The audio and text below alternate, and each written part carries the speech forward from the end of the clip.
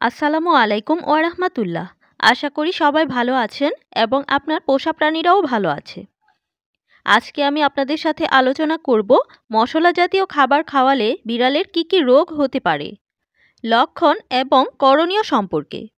মশলাযুক্ত খাবার বিড়ালের জন্য অত্যন্ত ক্ষতিকারক হতে পারে।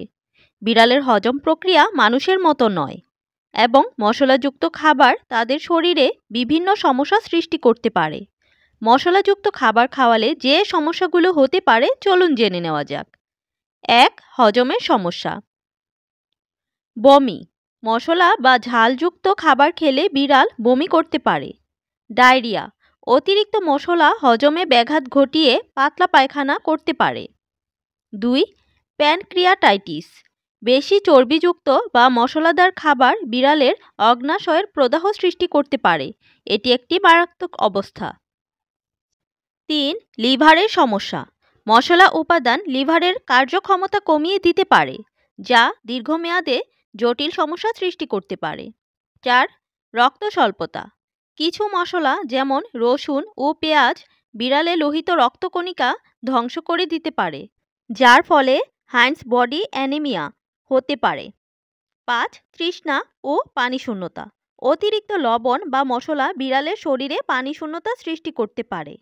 ৬. ত্বরিত অ্যালার্জি বা বিষক্রিয়া।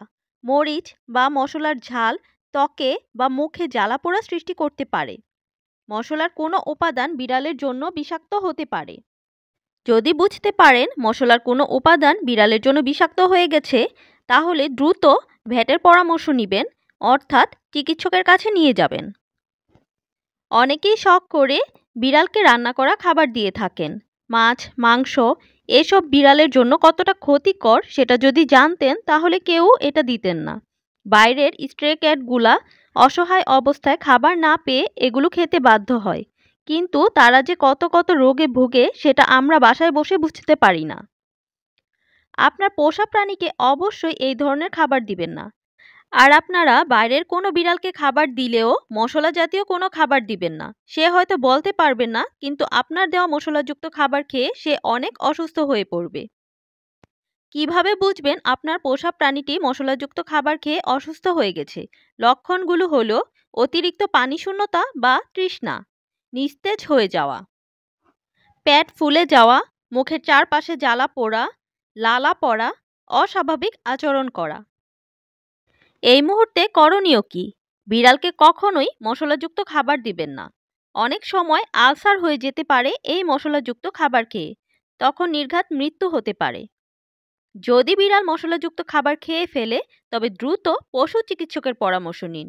আপনাদের মধ্যে অনেকেই মানুষের চিকিৎসকের পরামর্শ নিয়ে থাকেন। মানুষের চিকিৎসক কখনোই পশুর ট্রিটমেন্ট করতে পারে না।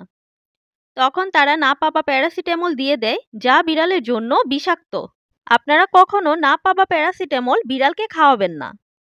বিড়ালের জন্য উপযুক্ত খাবার যেমন ক্যাট ফুড বা সিদ্ধ মাছ, মাংস দিন, কোনো প্রকার লবণ মশলা ছাড়া। বিড়ালের স্বাস্থ্য ভালো রাখতে তাদের প্রাকৃতিক ও সহজপাচ্য খাবার দেওয়া জরুরি।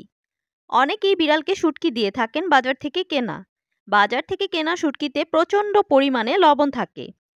আপনারা যদি বাজার থেকে কেনা শুটকি দেন তবেও বিড়ালের অনেক ক্ষতি হতে পারে। যদি বিড়াল শুটকি খেতে পছন্দ করে তাহলে বাসায় শুটকি বানিয়ে দিবেন, কোনো প্রকার মশলা, তেল, লবণ ছাড়া। কিন্তু বাজার থেকে কেনা শুটকিতে এক দিক থেকে ফরমালিন থাকে, অন্য দিক থেকে প্রচণ্ড পরিমাণে লবণ থাকে, যা বিড়ালের জন্য অনেক বেশি ক্ষতিকর। যদি কেউ বাজার থেকে কেনা শুটকি বিড়ালকে খেতে দিতে চান তাহলে বেশি করে পানিতে ভিজিয়ে পানি পরিবর্তন করে ভালো করে ধুয়ে তারপর সিদ্ধ করে কয়েকবার পানি পরিবর্তন করে সেটা আবার সিদ্ধ করে তারপর বিড়ালকে দিতে হবে, যেন কোনো প্রকার লবণ না থাকে এবং ফরমালিনগুলো যেন চলে যায়। হালকা কুসুম গরম পানিতে শুটকি মাছগুলো ভালোভাবে ধুয়ে 1 ঘন্টার মতো ভিজিয়ে রাখলে ফরমালিন অনেকটাই চলে যাবে এবং সিদ্ধ করলে বাকিটাও চলে যাবে। আর লবণগুলো যেন চলে যায় তার জন্য পানি পরিবর্তন করে কয়েকবার সিদ্ধ করে দিতে হবে। সবাই খেয়াল রাখবেন আপনাদের পোষা প্রাণীকে কখনোই মশলাযুক্ত খাবার দিবেন না। আজকের ভিডিওটি এই পর্যন্তই। ভিডিওটি ভালো লাগলে লাইক, কমেন্টস এন্ড শেয়ার করে পাশে থাকবেন। ভালো থাকবেন সবাই। আসসালামু আলাইকুম ওয়া রাহমাতুল্লাহ।